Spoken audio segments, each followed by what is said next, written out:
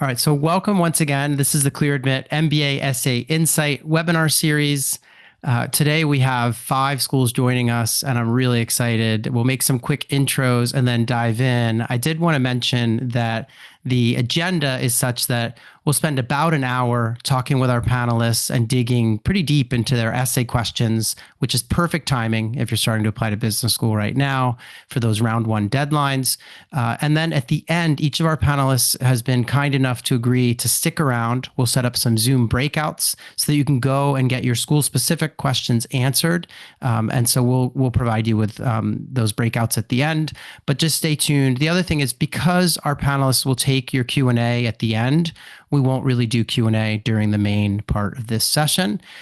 So quick intros. I'm Graham. I'm the co-founder of ClearAdmit. And in case you have never been to clearadmit.com, we are an applicant community, so a support network community for anyone applying to leading business schools in the world. We're big fans of management education and believe in the power of the MBA.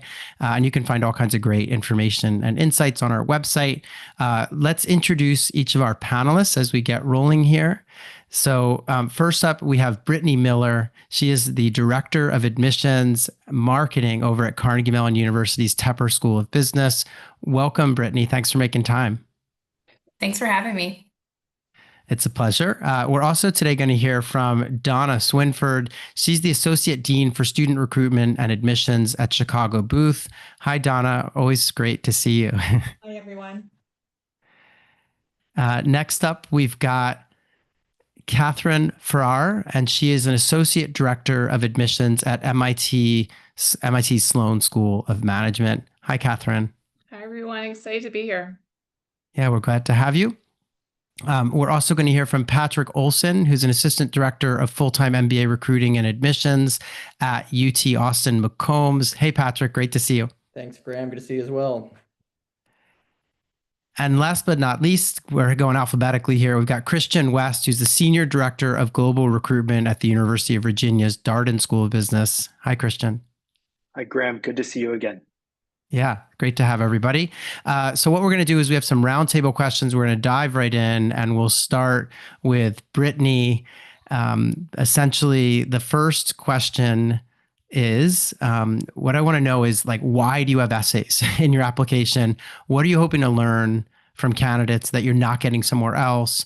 And then if you would, this is sort of the hot topic, like, what is your team's philosophy, and if there are any policies on the use of generative AI in the application process, and in particular with regards to essays. So Brittany, we'll start with you. Yeah, why does Tepper have essay questions, and what's your take on AI? Yeah, thank you for asking. This is such a great question and something I feel pretty passionately about. The essay serves several important purposes. It gives you, someone taking a massive leap for your future, the opportunity to share your unique past experiences, especially in a community setting. It also gives students a chance to highlight how you've overcome adversity, what you've learned about yourself personally, professionally, emotionally. We as humans go through a lot and are faced with so many various victories and challenges on a daily basis.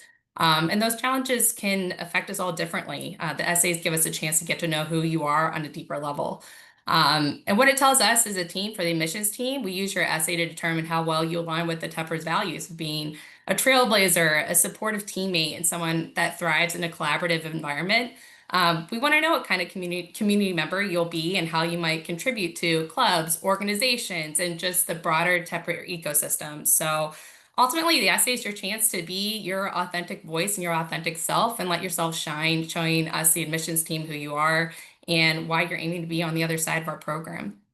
But let's get into chat. Let's get into AI, because obviously, Tepper is universally known as the data school, the analytical school, now the AI school. I like to say we're a little bit more than those things. And you can see right here, the intelligent future is sitting right next to my face. We don't shy away from utilizing these tools to help us in our work or using technology, but we want to make sure that you're using it as a tool and not as the primary author on your application or your essay. Use it, clean up grammar, maybe rephrase a clunky sentence, but the ideas, the stories, the tone should be you. AI can't do that. It can't set the tone, can't be reflective. It can't talk about how you navigate it through different life events. So For us, it's easy to identify AI generated content. It feels generic and disconnected from the application when you're letting it do the thinking for you. So I guess to answer the question, we don't have a policy, but we do encourage students to do the self-reflection, go through your goals, go through your values, what you hope to accomplish for you. Because this journey and this big next step is for you. So once you have a clear vision of what the journey feels like and looks like, then you're going to be able to better formulate your essay without resorting to AI. Okay, terrific. And that's a constant, we've heard that refrain over the course of these last few weeks around great tool for grammar and polish, maybe not the best tool to write for you because it's not going to be authentic. Don, I want to turn to you and, I don't want to call you out, but on some levels, you've been working in this industry for a while and you've gone through these phases where, the schools have had lots of essays, they've slimmed down.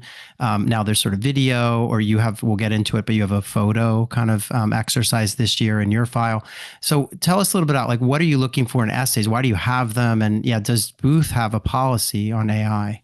Sure. I think Brittany did a really great job at summarizing why we have essays about just getting to know the individual, allowing the individual an opportunity to share what they want us to know about them. But I also think at a deeper level, the actual exercise of creating the essay is very important in your MBA journey. It's an opportunity for you to really self-reflect on why you want an MBA and why you are even submitting your application. So the everything that leads up to you actually writing that essay, I think is very helpful. Regarding AI, ChatGPT, we do not have a policy, very similar to Brittany. We are also a very quantitative data school. You're going to be using these tools in the classroom. We use them to create, in our work also, we do not use them to read your application. Please be sure of that. But again, when I use it to create an email, it does not sound like me and it sounds really weird. And so I almost have to re-edit and rewrite the whole thing, but it's really great tool to really generate ideas on what you want to talk about. Okay. Yeah. Terrific. And I think you're making a really important point, this idea that if you're outsourcing the creation of content to a tool, then you're not having that growth experience that you would have when you're sort of reflecting on the need for the MBA and thinking about your career plans or whatever else. Obviously schools are asking for different things in the essays, but going through that process is really important. And I know when you begin the application process, candidates look at the essays and say, oh gosh, it's this task that they have, this mountain they have to climb.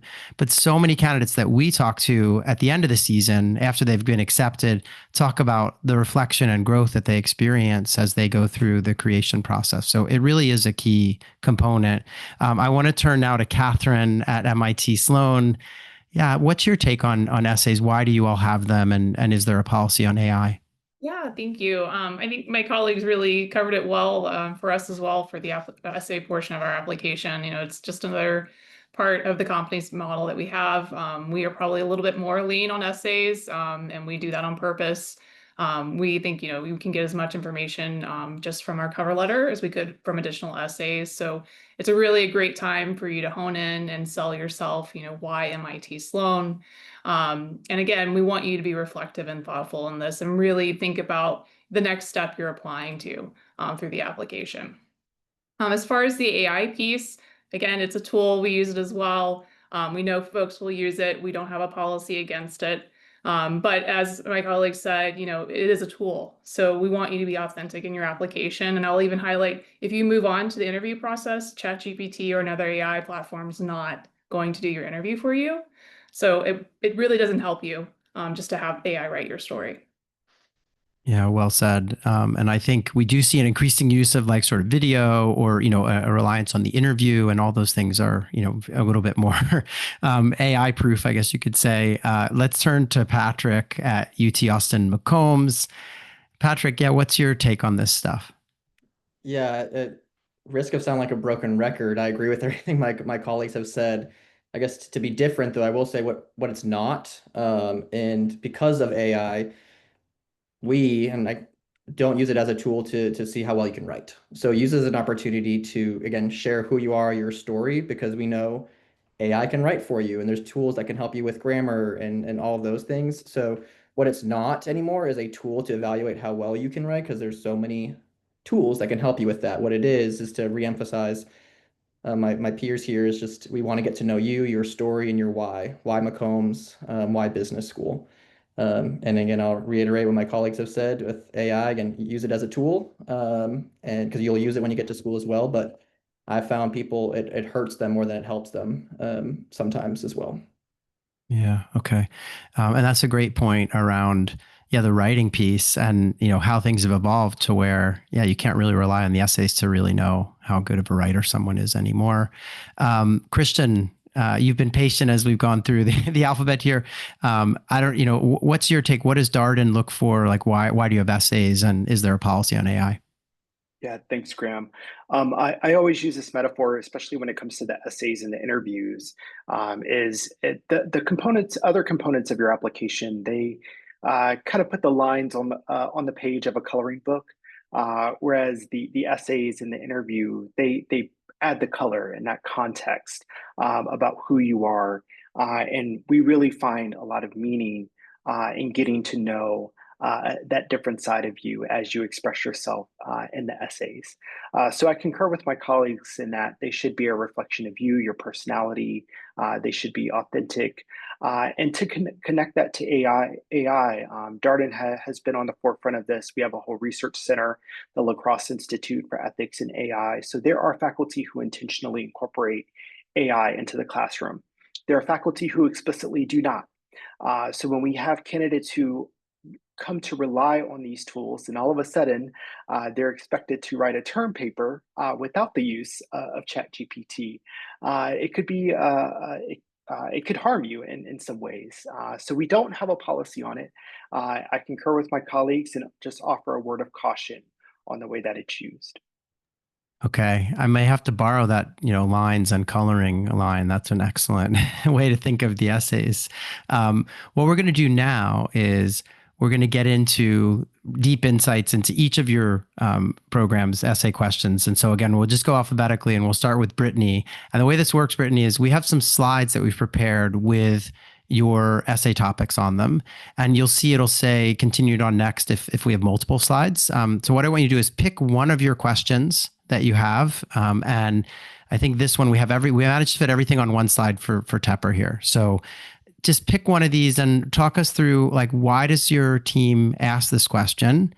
What are you looking for? What are you hoping to get out of it? And then if you could, like, any advice for someone who's just sitting down to tackle whichever question you're going to talk us through. Yeah, so I guess, and thank you for putting this up here.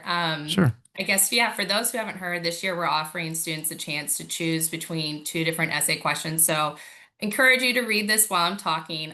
But it's a chance for them to choose one that best resonates most with them to present their best application.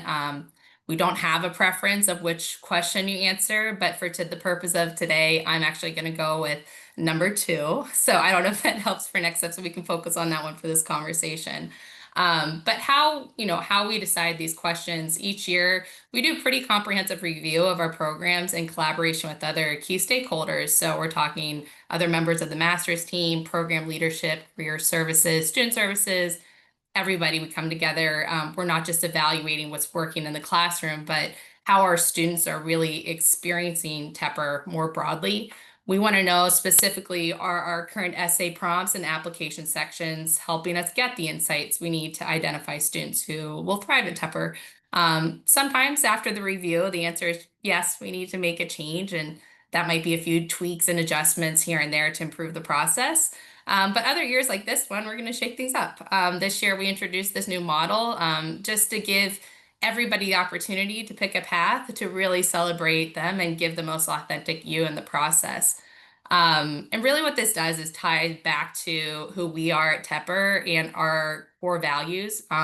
We really care about hearing your authentic story. I know I've used that word a lot, so maybe that is the word you write on a Post-it note and put it in your face as you fill out your applications. But who you are and what makes you you. We value a growth mindset, intellectual curiosity, commitment to improvement. These are qualities that are part of our core here at Tepper. So yeah, asking applicants to articulate their development goals for that question 2 and the steps they plan to take it emphasizes that level of self-awareness, intentionality, proactive approach to learning, which is really essential to thriving in Tepper's rigorous but highly collaborative and inspiring environment. So yeah, overall, I think this essay prompt is just designed to identify candidates who are ready to embrace our values and make the most of this transformative opportunity. And I think the third part was about advice. So yeah, I think some advice, truly, this is your chance to be strategic. Really take a look at your entire application, how you want to be perceived. You're submitting us your resume, your recommendations, your transcripts. Some of these things you can't change, as others have mentioned before, you can't edit, but you can be strategic about this essay. This is going to be your voice, your chance to really sew together all these various intricate parts and fabric of your life and package it up in a way that you can be really proud of. We want to know who you are after you've done that reflection, and this really helps us fill in those gaps. So I guess, the best advice I can always give anybody is be true to you throughout the process. And obviously, anytime throughout the process, our entire team is here to support you for any questions that you have, so that you can present the best version of you. All right, excellent. And Brittany, you'll be sticking around to answer questions in the breakout if people have them. What I wanted to ask you is kind of I have two sort of short follow-ups. So the first is, you point out that you have these two choices. So they're going to write either number one or number two. Mm-hmm. And as I was reading the questions, I was like, wow, the first one's kind of a past experience that they get to share. So it's sort of looking into the past.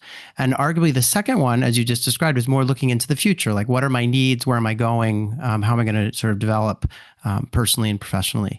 And so I wondered, like, those are quite different, right? And so any advice if I'm trying to decide like which one to do? It sounds like you guys are indifferent in terms of which one somebody picks, but if I'm struggling, is there any thoughts that you have on how I make that decision?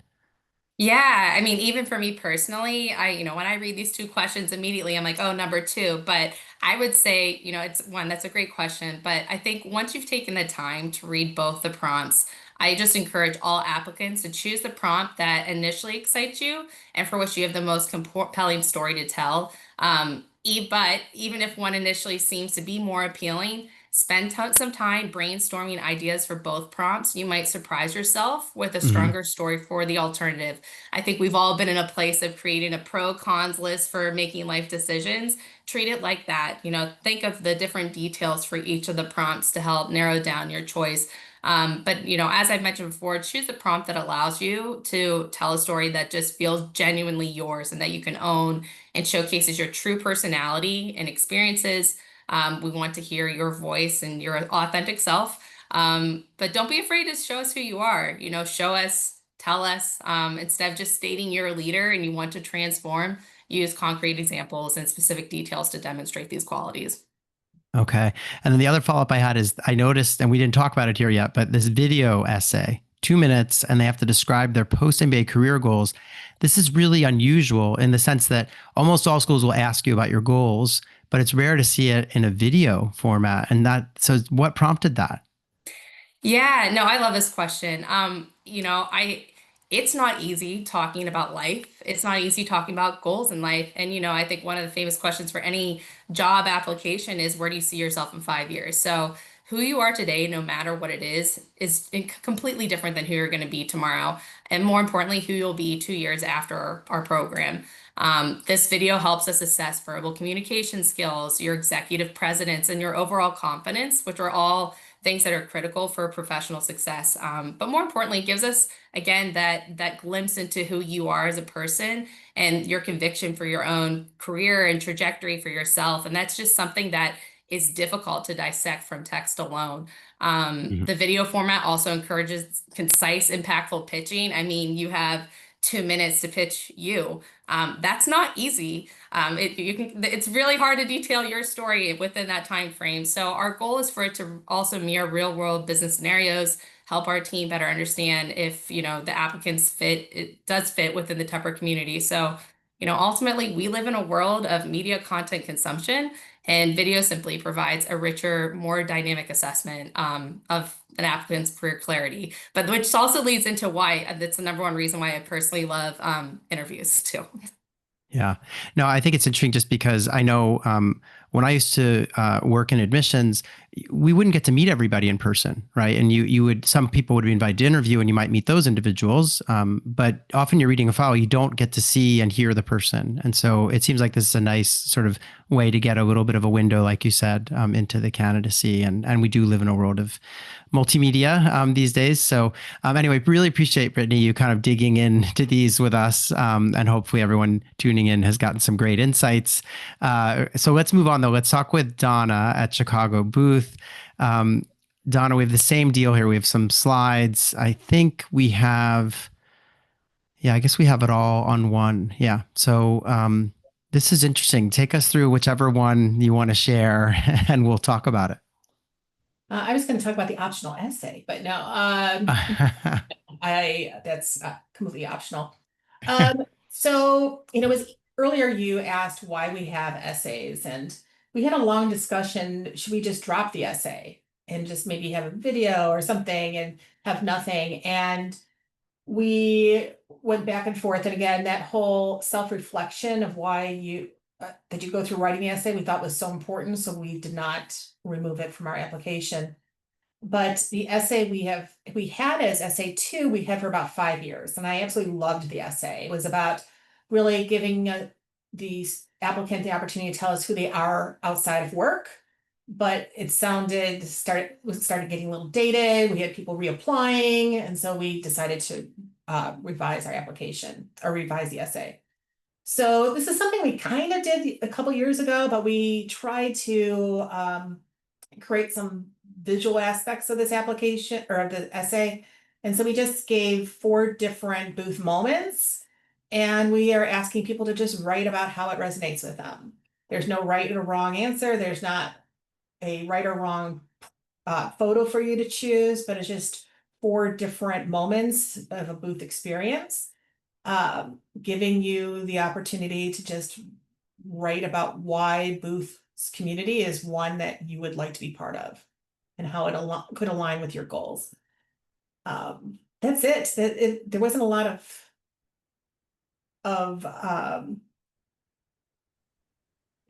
we didn't want to try to create anything that would stump people, but we wanted to just give it was a little bit more fun and allow people to just be authentic, as we use that word a lot today, but to be able to write about what it is that they want to do.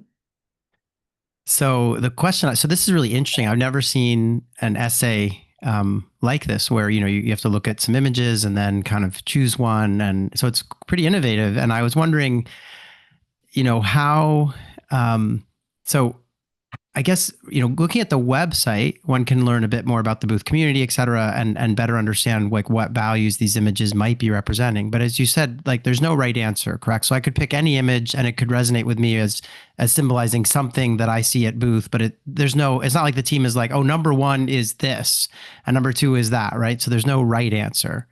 No, they're just 4 very random images of their time at booth. Okay. And then the real question I have is around this. So let's say I've picked one and I know what it represents for me. Is my time better spent kind of sharing one kind of example of how it resonates with me? Or should I be looking to pack in a whole bunch of different anecdotes from my background that show why this resonates with me? Or could I go either way? I mean, we have a lot of, space because there's no word maximum, right? Right. It's completely up to the candidate. If they want to just talk about maybe, a classroom experience in their past that really resonated and what they were looking forward to at booth, that would be one.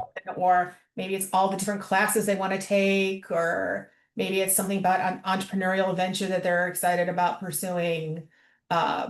It's really up to the candidate. I wouldn't, though, try to use all 4 images in your answer. Instead, really just focus on one.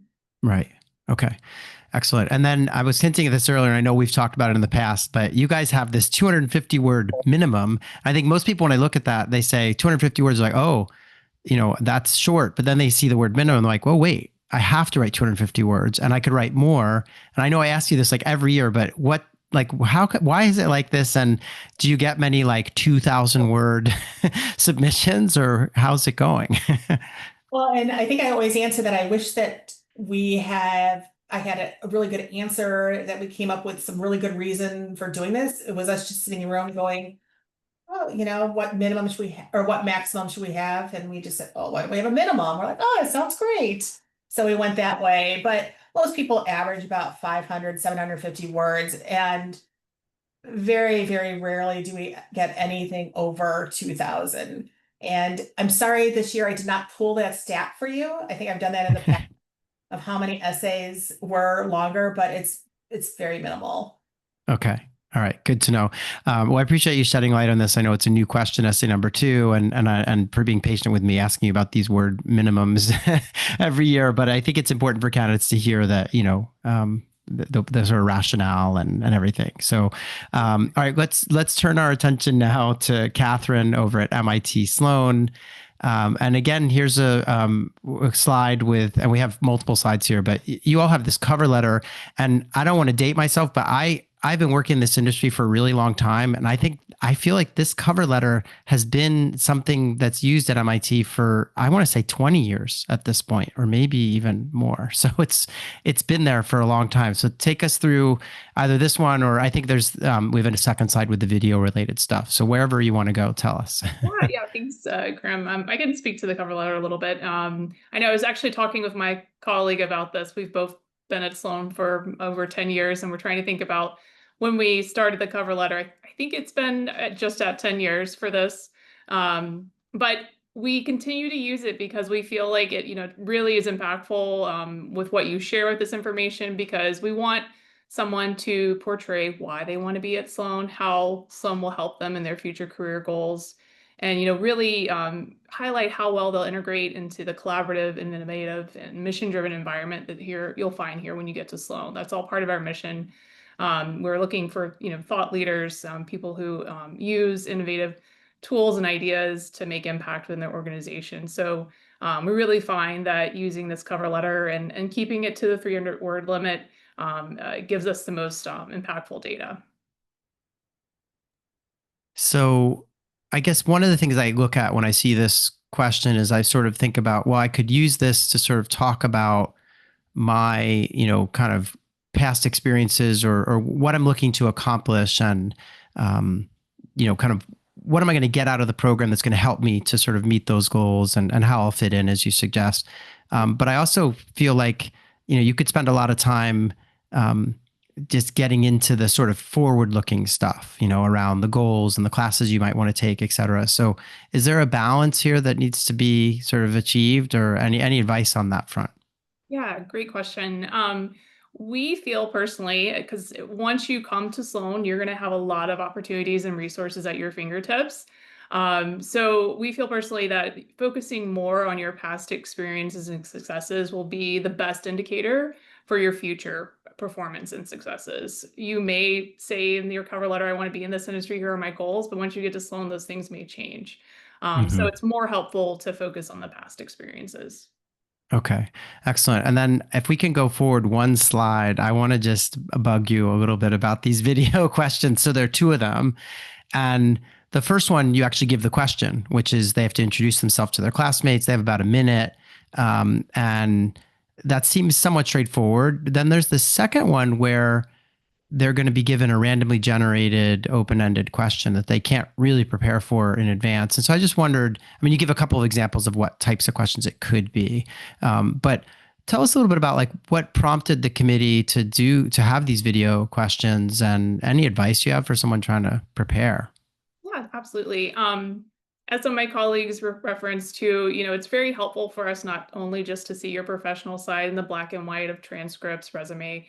It's more also helpful to kind of get a picture of who you are as an individual, and have a holistic view during your application. So with the video, it kind of is a way for us to see more about you without meeting you in person first, because we obviously don't have the capacity for all of that at this point. So for video 1, you can think of it as maybe like an elevator pitch to your future classmates. You want to highlight things that aren't elsewhere in your application, just telling a little more about yourself. And again, for both of these video questions, it's a great time to highlight your communication skills.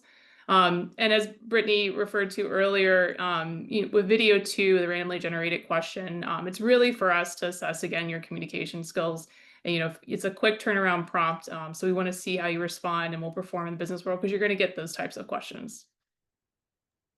Okay. Yeah, that's perfect. And I do think, part of me feels like some of these video exercises not only give you a chance to get to know the candidate and put a face to a name, but also they seem a little AI proof in the sense that, you're getting, you're going to be online, you get the question and you don't have enough time, presumably, to, kind of ask ChatGPT what it thinks. Is that driving this at all? Or I don't know if that was discussed.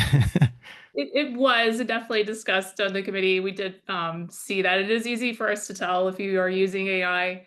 And we did see that, especially for question 2. So that's why we limited the time. Yeah. A colleague of yours at another leading MBA program mentioned at one of these sessions this month that they used to give people a certain amount of time. I can't remember exactly how much, but it was too long. Yeah. And so they could see people were like, probably putting it into AI and then like reading from something, which is completely not the point of these exercises. So warning to all, the times are getting shorter. So you don't, in theory, have time to use ChatGPT, but you're not meant to be reading from something. You're really meant to be to overuse this term, to be authentic and just answer the questions. Anyway, appreciate it, Katherine. Let's now turn to Patrick over at McCombs. And Patrick, again, we have your essays on a slide here. Maybe pick one and take us through. And I have to say, you guys have gone back and forth a little bit because their essays, you kind of have made changes over the last few years. And this first essay reminds me of one that you used to have quite some time ago. But yeah, take us through whichever one you want to talk about. Yeah, you have a great memory, Graham. This is a recycled essay, everyone. Yeah, in the world of AI, we took this out, trying to get more creative and AI proof, and then we've since moved quickly and realized you can't be AI proof, so we're going back to it. We found that we missed hearing our students what they want to do when they get to school. And again, going back to what I said earlier about this is not our assessment of your writing ability. This is our way of forcing the student to do some self-reflection. And I think Donna mentioned the importance of self-reflection earlier, but this is our way of kind of holding students accountable, making sure they do it. And believe it or not, we've heard our students like this essay. They were happy to hear it was coming back into rotation.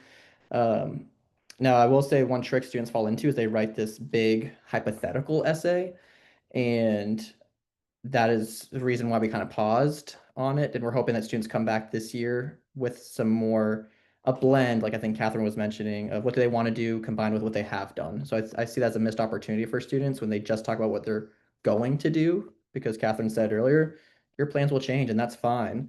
But help us learn more about you by telling us what you have done. So for example, if you're telling me you want to join, the soccer club, tell me you want to join the soccer club because you play soccer every Saturday now. It's a creative outlet, helps with your mental health.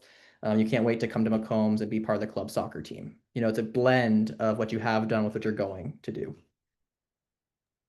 I'm really glad that you're underlining that, because I think that is something that could easily be, someone could just get into, like you say, this big hypothetical, like, oh, it's graduation and they're, I'm speaking from the stage as, the chosen class speaker, or, some kind of big to do, when in reality, it sounds like for anything that they're going to suggest they get involved in, it might be smart to back it up with anecdotes from their past. So that's Exactly. great. Tell me a little bit about, the core value essay, because that feels new to me, or maybe it was there last year, but either way, it's definitely one that I could see someone getting very tied up in, oh, I've got to pick a core value that's interesting, that the committee hasn't already seen. When in reality, it's probably more what they share to kind of, illustrate why that value matters. But take us through, like, what are you guys looking for here? And yeah, any advice? Yeah, again, I do anticipate students getting really more focused on what the core value is, and I would almost reverse engineer, what is the story you want to tell? And then as you tell that story, what is the value that comes out of that? Think about what you were bringing to McCombs. How are you going to make it, your own? How are you going to make it special? How are you going to change the world? So help us get to know who you are. And then I think that the value comes after that. So it's a little tricky. But my advice is to reverse engineer. While you shouldn't spend too much time thinking about what is the word and making sure it's not too common of a word, I can tell you that this year, the buzzwords this year, I don't know if my colleagues feel this way, but were lifelong learner and curiosity were the words I heard over and over and over and over again. So not to say don't use those, but there's a lot of words out there in the universe. So find a story, that's really what you're looking for, not really tallying what are the actual core values. Okay. Yeah. And I feel like, I mean, there are a number of schools that have questions that involve some kind of like, oh, what matters to you, or what's a core value, those types of questions. And I think this idea to reverse engineer is really smart, because at the end of the day, spending that time to take inventory on what you've done, what might be useful to share with the admissions reader is probably the way to go. And then, because you're not going to arrive at a core value that's like, no one's ever heard of or something, right? I mean, it's just, yeah. So, all right. Well, I, for one, I'm a big fan of the first essay. I'm really glad that it's back because I loved the idea of kind of the candidate imagining their time in the program and where it takes them, et cetera. So hopefully you guys enjoy reading debating those. again next year, Graham. I'll make sure I represent. You could, yeah. You could tell the rest of the team. All right, let's move on and talk with Christian. Christian, thanks for being patient. Yeah, we have your essays here on screen. And yeah, just let us know which one you want to speak to. Yeah, Graham, I want to talk about short answer number 2, about community. That's the one that we have. It's not a new essay, but we've reframed it a bit this year. First, community is an institutional value at Darden. You can see that in our class size, the way we leverage our location in Charlottesville, the way we build the learning experience through sections and learning teams and leverage the case method. So we want to learn about how you do that. And I think there's a running theme in a lot of my colleagues' comments around the best predictor of future behavior is past behavior. So our reframing of this question is challenging applicants to give us an explicit example of ways that they've built community prior to their time at Darden, and then how they might approach that as a student there. I think it will give us a really good example of what role you might play within different communities you'll find yourself at Darden. And then also, I think it will challenge applicants to research points of connection that they might have within the Darden experience, whether it's student clubs and organizations or experiential learning opportunities that we offer. All right. I'm glad you talked about that one because I have questions about the other two, just brief kind of questions. So the first question I have is about this not on your resume short answer. And I wondered, so there's sort of two things. One is, what prompted that? But also, I don't know are you willing to share, like, could you share like an example or two of interesting things that you've heard over the years when you've looked at the answers to these, or just to give people a flavor of what it is? But yeah, so why do you ask this? And yeah, any examples? Yeah, so we added that caveat, not on your resume, to this question about 3 years ago. And something that we saw was applicants were apt to repeat things that we saw elsewhere in their application. So I think it's a note to applicants, leverage every opportunity that you have within the application process and really think about the different components of the application, whether it's your resume, the job history, the essays, the recommendations, to focus on different parts of your candidacy so that they all come together to tell a holistic story. So what we were trying to do here is encourage applicants to, we see all this other stuff and other components of the application. Tell us something new, tell us something different. And I think it also hits on, we really value getting to know the whole person in this process. I have to remind applicants, applying to an MBA program is not a job interview. We care about who you are and where you come from and your perspective. So that also is a goal of this question here. To give you something specific, there was an applicant this past cycle who was in our first year class, and he was an avid cyclist.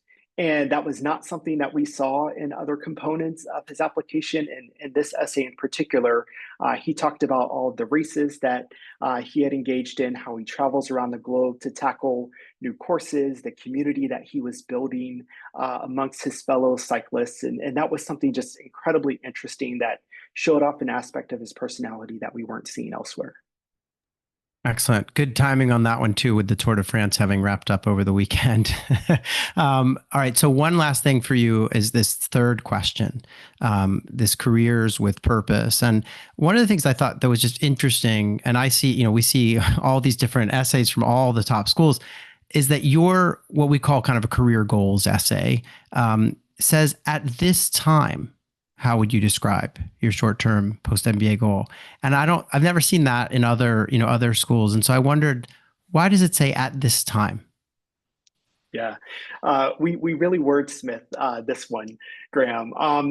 At this time, because we want to recognize that this could change. At the time that applicants are writing these essays, they may have specific ideas of what they expect their MBA journey to look like. And as they prepare to matriculate, as they engage with our coaches in our Career Development Center, as they begin to interact with our corporate partners, that could change. So we want to recognize that upfront and in a sense encourage that exploration and that continued critical thinking. I'll give you an example before we jumped on here, Graham. I was telling you that our International Student Orientation Program just wrapped up today. And these students who will join us will begin their courses here in a couple of weeks in August. They've been working with our career coaches since the beginning of May.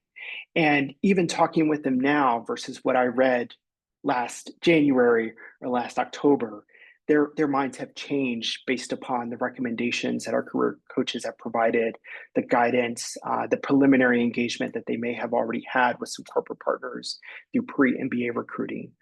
So coming to a general management program like Darden's, you have that opportunity to explore and possibly change your mind.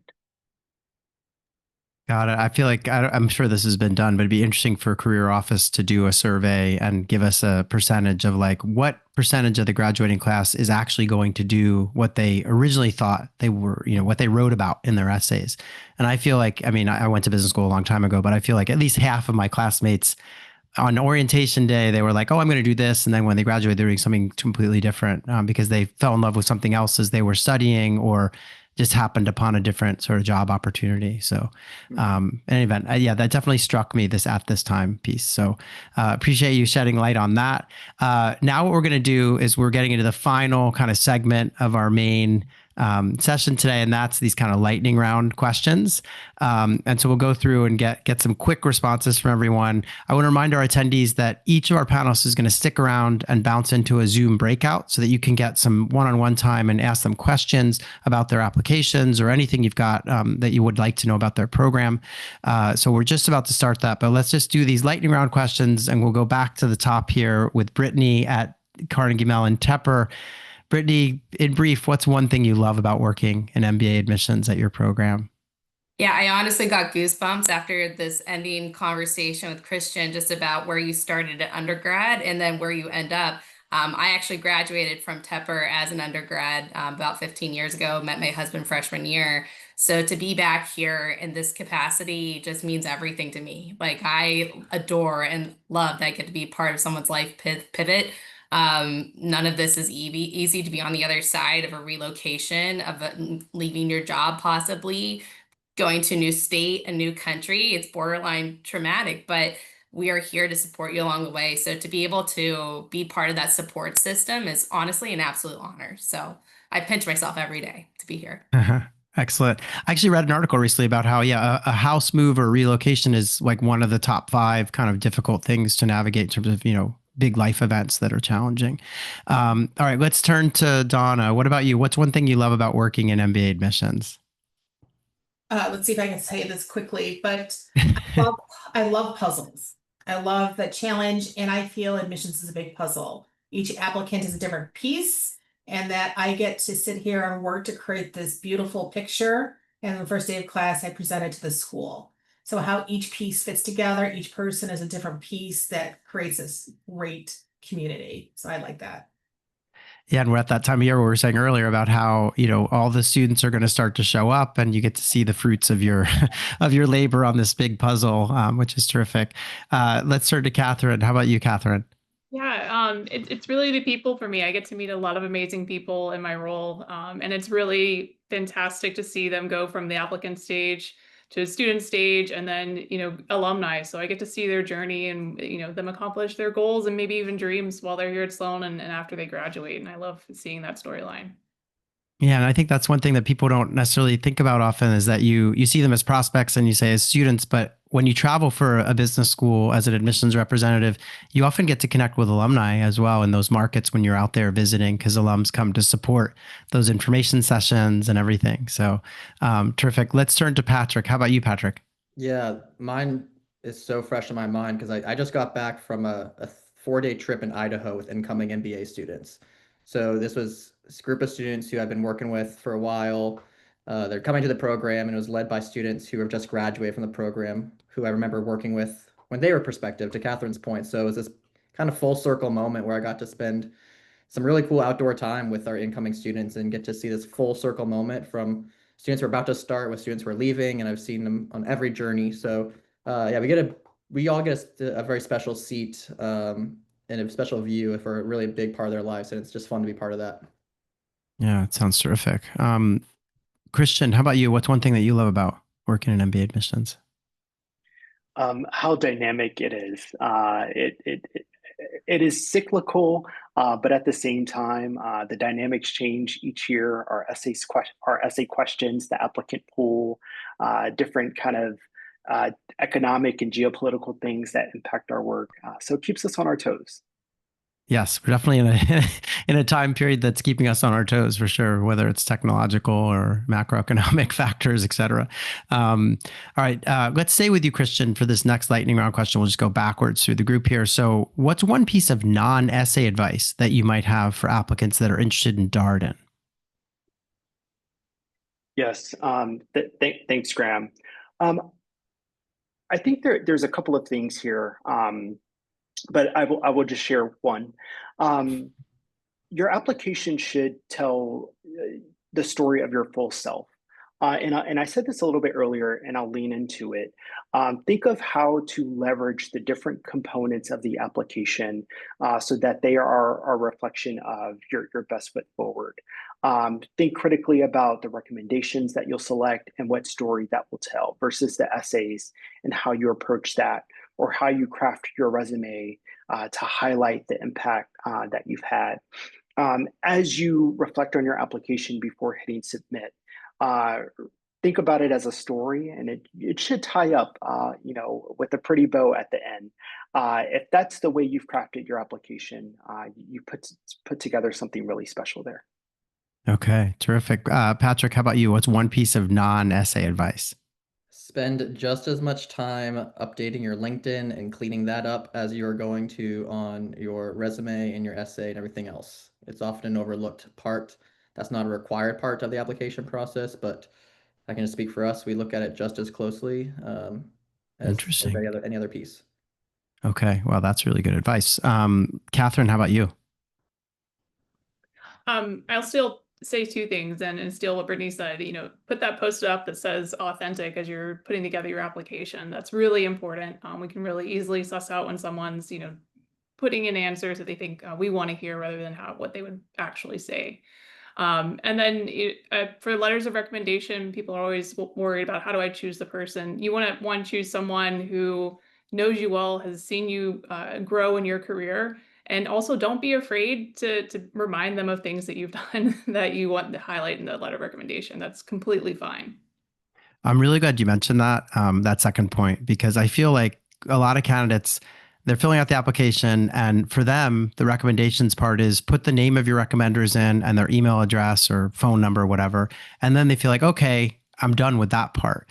When in reality, you need to coach your recommenders a bit and at least make sure they understand where you're coming from, why you want an MBA. And as you said, Katherine, like jog their memory as to some of the great things that you did while working with them, so that they have that top of mind as they go to complete it.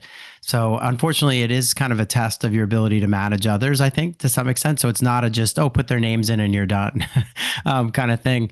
Donna, how about you? What's one piece of non-essay advice? I'm going to kind of lean into what Christian said, but it's more of a sense that just know that the only thing the admissions committee is going to have is what you enter in the fields and upload. We're unable to read between the lines. or allude or read anything else. So keep that in mind. That's all we're going to know when we are evaluating you. Yeah, and that reminds me of I used to when I was working in admissions, the dean of admissions would always say that he hated playing detective. You know, sort of this idea that if the candidate just isn't giving all the information, or there are these, you know, as you said, like you can't read between the lines if there's nothing there. So, yeah, definitely great advice. Let's turn to Brittany. How about you? One piece of non-essay advice. Yeah, and I have to turn to a quote for this because I'm an active and competitive recreational tennis player. But I like to turn to Arthur Ashe's quote. He says, "Start where you are, use what you have, and do what you can."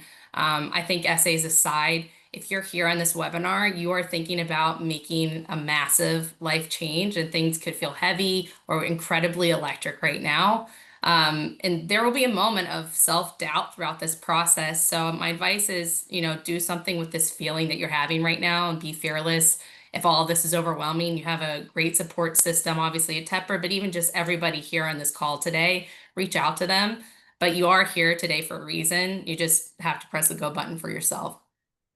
Yeah, that's terrific advice. All right, one last question, and then we'll get into the breakout so you guys can talk to the candidates and answer their questions. Brittany, we'll stay with you. Christian, I hope you don't mind. We stole your essay question, but I just thought it was a fun one to get everyone to answer. So in honor of Darden's essay prompt, let us know something that is not on your resume. And I guess we kind of, maybe you just took it from yourself by talking about tennis, but maybe there's something else you want to share. Yeah, no, and I think actually for this conversation, it kind of is on my resume. I think what makes me unique is that I actually am not coming from a background of higher education. I personally have been in the tech startup space for the last 15 plus years. As a result of being a Tepper undergrad, it has built my entire network and community here in the city of Pittsburgh. I've been able to build a few beautiful things here with the network and community that I've been able to grow here. So I do think what's been, unique to this conversation is just that I do have an inside perspective as to how Tepper's program has been, an ecosystem has positively impacted a student's future, which is, again, why I'm so grateful to be back here on this call and to talk to future students. All right, excellent. Donna, how about you? Something that's not on your resume that you want to share? Well, I think I've been at Booth for so long, I haven't really created a resume in a long time, which is probably a big career no-no. So yes. So I guess it's just my years of experience, which should be on my resume, but not on my list, one that I've created. Just Yeah. 20 plus years in admissions at Booth. Wow. Yeah, that is amazing. All right. So let's turn to Katherine. How about you? Something that's not on the resume you want to share? Sure. I guess it kind of is on my resume too. I come from a legal background and totally different profession before I went into higher education. So I can certainly appreciate and understand, those who are looking to pivot in their career, and might be a scary step, but it can also be very exciting and probably very rewarding too once you make that change. So I always can help talk with perspectives and students even to help walk through that.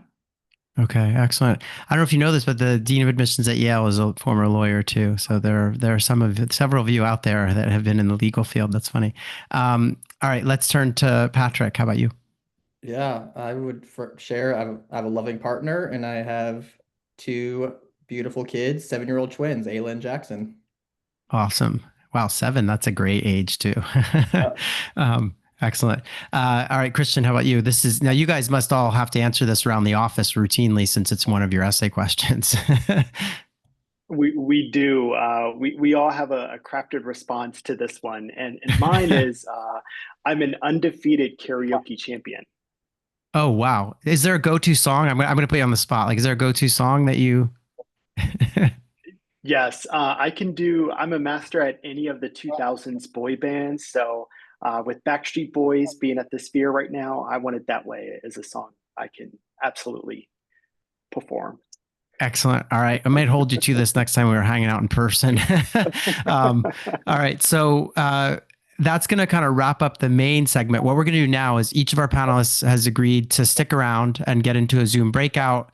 We will announce those breakouts in a second here in the chat. What I wanted to do though right now is just to really sincerely thank Brittany, Donna, Katherine, Patrick, and Christian. Appreciate all your time today.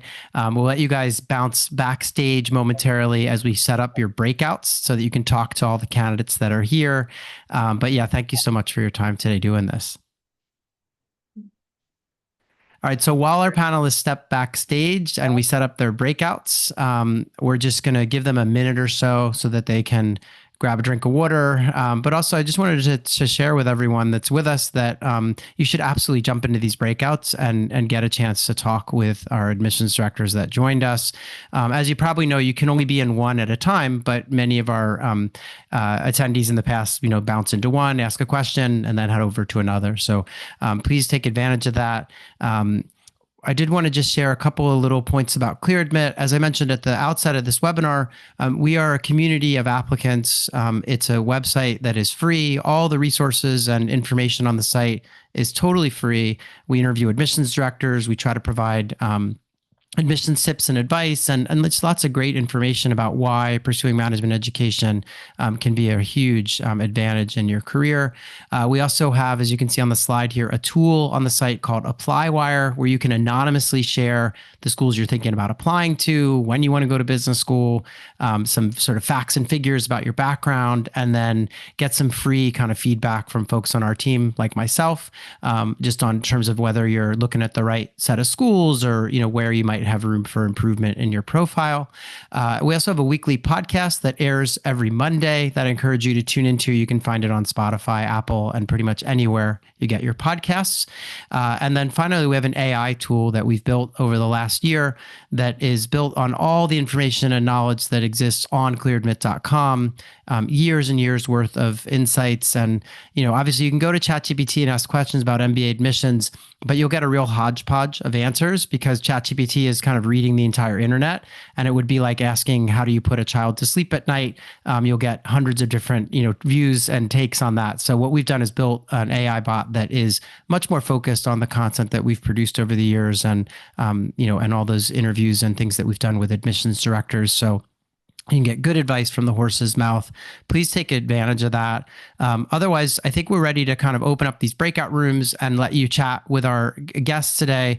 Again, really appreciate everyone who's joined us over the last 4 weeks as we've been doing these every week and over the course of July.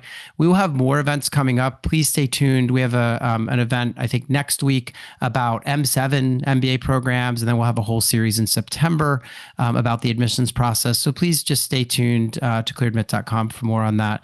Otherwise, head on into the breakouts, and really appreciate everyone making time to join us today.